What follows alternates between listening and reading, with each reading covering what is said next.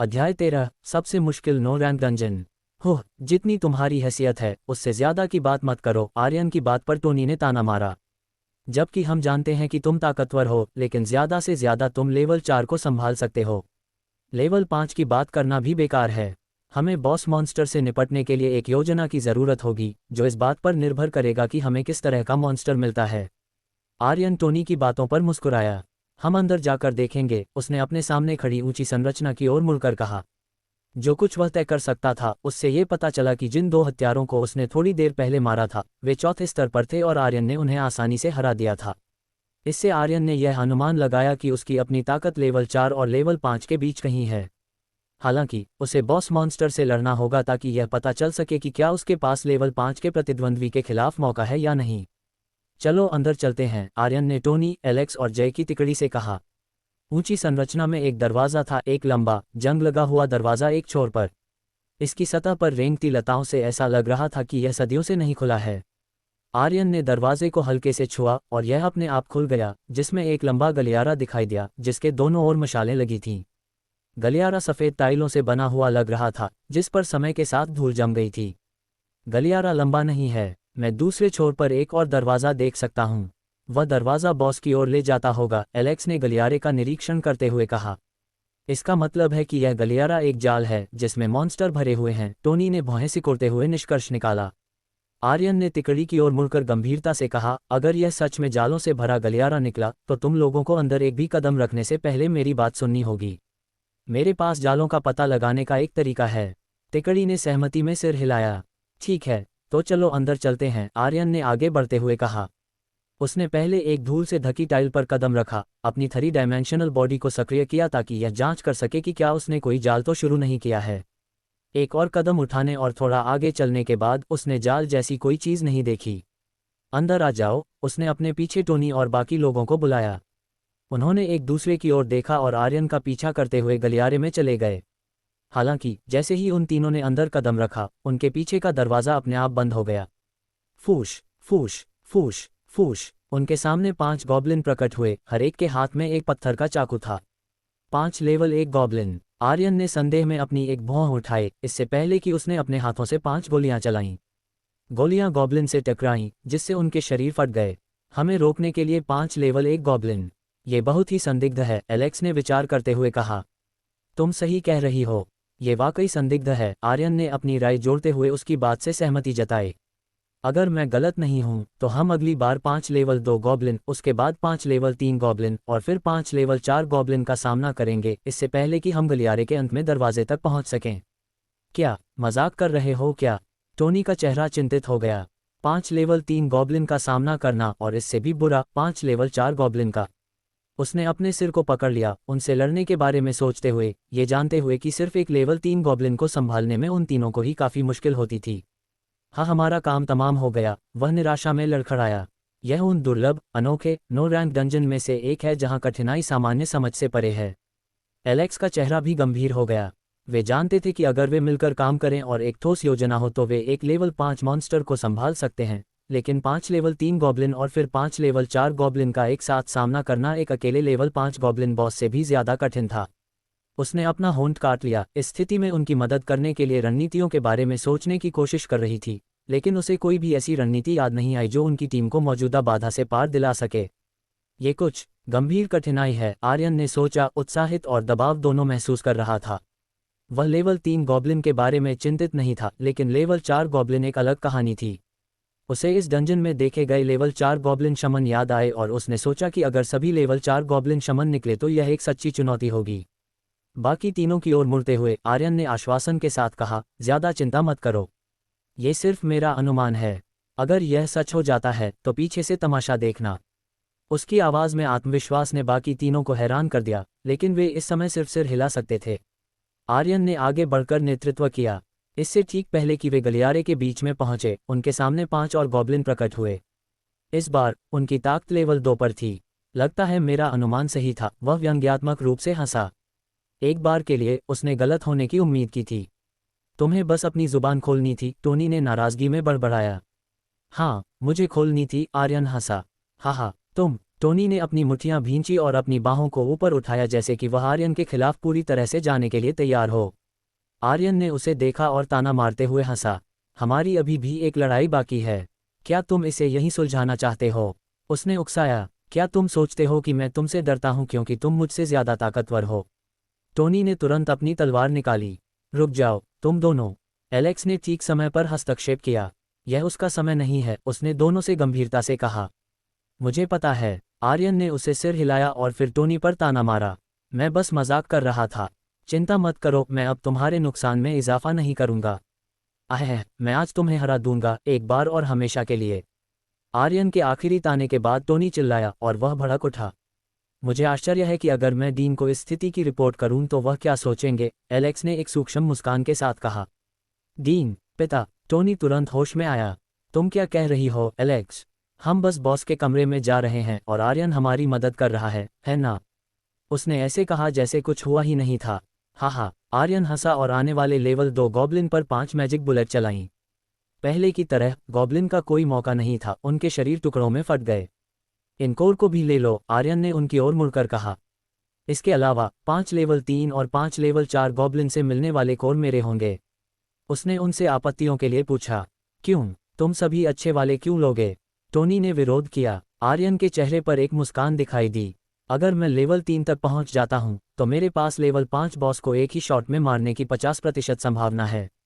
Tony की आंखें चौड़ी हो गईं। तुम मजाक कर रहे हो क्या? उसे विश्वास नहीं हुआ कि उसने अभी क्या सुना। किसी ने भी कभी भी एक बॉस मॉन्स्टर को एक ही शॉट में मारने का दावा नहीं किया था। 50% यकीन। एलेक्स ने इस विकल्प पर विचार किया। अगर आर्यन सच में बॉस को एक ही शॉट में मार सकता था तो यह उनके लिए एक थकाऊ लड़ाई लड़ने से बेहतर था। उसने आर्यन को देखा और सुझाव दिया, ये कैसा रहेगा? तुम इन सभी कोर को ले लो और वही करो जो तुमने अभी कहा। हालांकि बॉस जो भी गिराता है हम उसे ले लेंगे। आर्यन ने उसकी शर्त पर विचार किया और जोड़ा, बस मुझे वह स्किल दे देना अगर कोई गिरती है। तुम लोग अमीर हो और तुम्हें जो भी स्किल्स चाहिए वो तुम ले सकते हो, लेकिन मुझे गरीब को एक पाने के लिए कड़ी मेहनत करनी पड़ती है। ठीक है, एलेक्स इस समझौते के लिए मान गई। तुम स्किल ले लो और हम बाकी सब ले लेंगे। तो हमारा सौदा पक्का हुआ। आर्यन हंसा और गलियारे में आगे बढ़ गया। कुछ ही देर बाद उनके सामने 5 लेवल 3 गॉब्लिन प्रकट हुए। अध्याय 14, सी रैंक वर्सेटाइल फाइटर। मुझे आश्चर्य है कि अगर किसी टीम के पास मेरे जैसा कोई न हो तो वह इस डंजन को सामान्य रूप से कैसे पार करेगी। आर्यन ने जोर से सोचा और 5 लेवल 3 गॉब्लिन पर 1 और 5 मैजिक बुलेट चलाईं, जिनमें से प्रत्येक को 2 मैजिक बुलेट को मिलाकर बनाया गया था। 5 नीली किरणें गॉब्लिन की ओर गईं और उनसे टकराईं। परिणाम, वे पिछले वाले गॉब्लिन की तरह ही हो गए। मैजिक बुलेट ने उनके शरीर से टुकड़े टुकड़े कर दिए, जिससे वे तुरंत मर गए। बाहर कुछ और लेवल 3 और लेवल 4 गॉब्लिन होने चाहिए थे जिन्हें हम बाहर चूक गए होंगे, वरना इस डंजन का इतना मुश्किल होना समझ में नहीं आता। एलेक्स ने अपनी राय व्यक्त की। क्या होगा अगर इस डंजन को इसी तरह डिज़ाइन किया गया हो? टोनी ने चारों ओर देखते हुए कहा। जो भी हो, तुम लोग भाग्यशाली हो कि मैं यहाँ हूँ, वरना तुम सबका काम तमाम हो जाता। आर्यन ने थोड़ी सी अकड़ के साथ हंसा और वह भी अभी मारे गए 5 गॉब्लिन से कोर इकट्ठा करने लगा।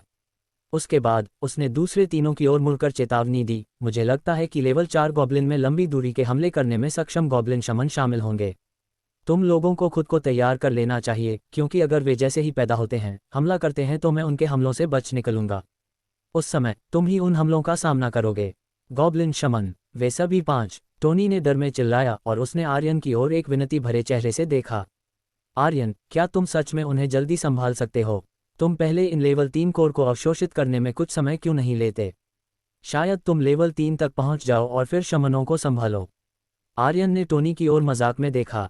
इतनी चिंता मत करो, मैं उन्हें ठीक से संभाल लूंगा, उसने आत्मविश्वास से कहा और जोड़ा, यहाँ तक कि अगर मैं इन 5 लेवल 3 कोर को अवशोषित कर भी लूँ तो भी मैं लेवल अप नहीं करूंगा, इसलिए ये ठीक है।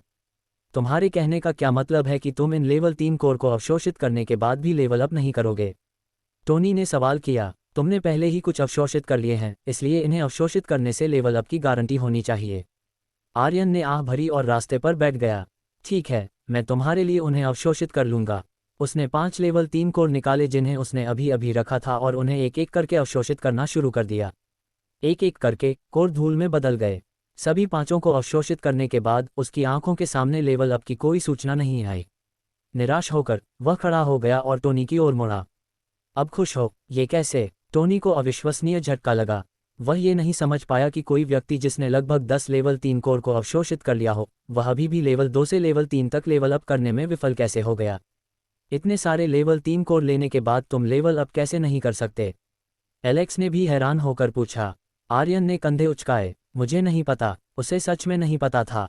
मैंने अपने पिता को ये कहते हुए सुना है कि जब शिकारी अपने क्लास रैंक की सीमा के करीब होते हैं तो उनकी उच्च स्तरों तक प्रगति बहुत धीमी हो जाती है।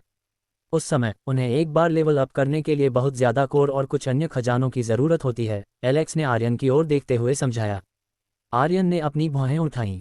जबकि वह जानता था कि क्लास रैंक इस दुनिया में किसी की क्षमता निर्धारित करती है, उसे यह एहसास नहीं हुआ था कि जैसे जैसे कोई अपनी रैंक की सीमा के करीब पहुंचता है, प्रगति धीमी हो जाती है।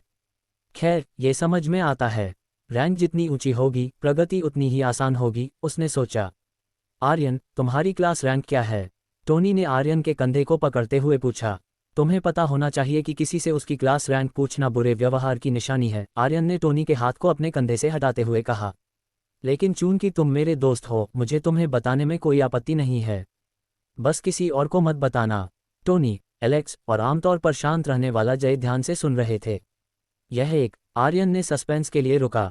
यह एक सी रैंक वर्सेटाइल फाइटर क्लास है। वे तीनों दंग रह गए। क्या ऐसा कैसे हो सकता है? टोनी ने अविश्वास में चिल्लाया। वह विश्वास नहीं कर सका कि इतना मजबूत कोई व्यक्ति उनके जैसी ही क्लास रैंक रखता है। क्या तुम झूठ बोल रहे हो? एलेक्स ने अपनी आंखें सिकोड़ते हुए पूछा। आर्यन ने कंधे उचकाए। मैं झूठ क्यों बोलूंगा? अगर मेरी एक उच्च रैंक क्लास होती तो मैं लेवल अप करने के लिए संघर्ष नहीं कर रहा होता। हालांकि उसने ये कहा, आर्यन खुद इस बात से अनिश्चित था कि उसे लेवल अप करने के लिए इतने ज़्यादा हाई लेवल कोर की ज़रूरत क्यों थी। उसे संदेह था कि इसका उसकी क्लास से कुछ लेना देना है, लेकिन वह पूरी तरह से निश्चित नहीं था। ठीक है, मैं आगे बढ़ता हूँ, इसलिए लेवल 4 गॉब्लिन शमनों के लिए खुद को तैयार कर लो, आर्यन ने गंभीरता से कहा। तिकड़ी ने सिर हिलाया क्योंकि जय अपनी विशाल ढाल के साथ सामने आ गया, जो उससे भी बड़ी थी। उसने उसे सामने लगा दिया जबकि टोनी और एलेक्स उसके पीछे छिप गए। हम तैयार हैं, एलेक्स ने कहा। आर्यन ने उन्हें सिर हिलाया। ठीक है, मैं आगे बढ़ रहा हूँ। वह आगे चला गया। शुरू में कुछ नहीं हुआ, लेकिन जैसे ही वह सामने के दरवाजे के पास पहुंचा, 5 आकृतियां उसके सामने पैदा हुईं। उसे आश्चर्य हुआ, सभी गॉब्लिन शमन नहीं थे। कम से कम 2 थे। अन्य 3 में से एक के पास धनुष था, दूसरे के पास कुल्हाड़ी थी और आखिरी के पास तलवार थी। जैसे ही उन्होंने आर्यन को देखा, वे अपने हथियारों के साथ उसकी ओर दौड़ पड़े जबकि शमन और तीरंदाजों ने दूर से हमला किया। आर्यन भी हरकत में आया और उसने 2 शमनों और तीरंदाजों पर 4-4 बुलेट की शक्ति से भरी 3 मैजिक बुलेट चलाईं।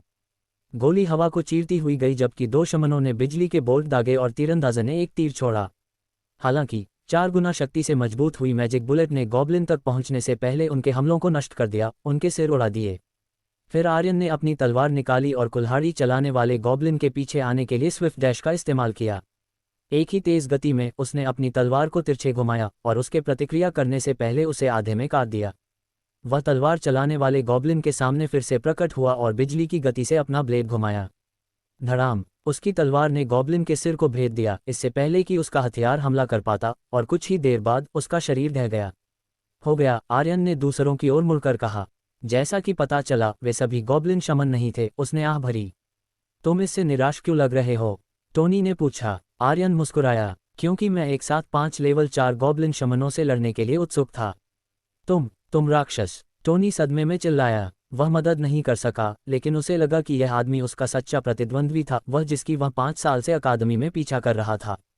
मुझे कोर को अवशोषित करने दो और लेवल अप करने दो, आर्यन ने गॉब्लिन द्वारा छोड़े गए 5 कोर को देखते हुए कहा। वह बैठ गया और उन्हें एक एक करके अवशोषित करने लगा, उम्मीद कर रहा था कि वह आखिरकार लेवल 3 तक पहुंच जाएगा।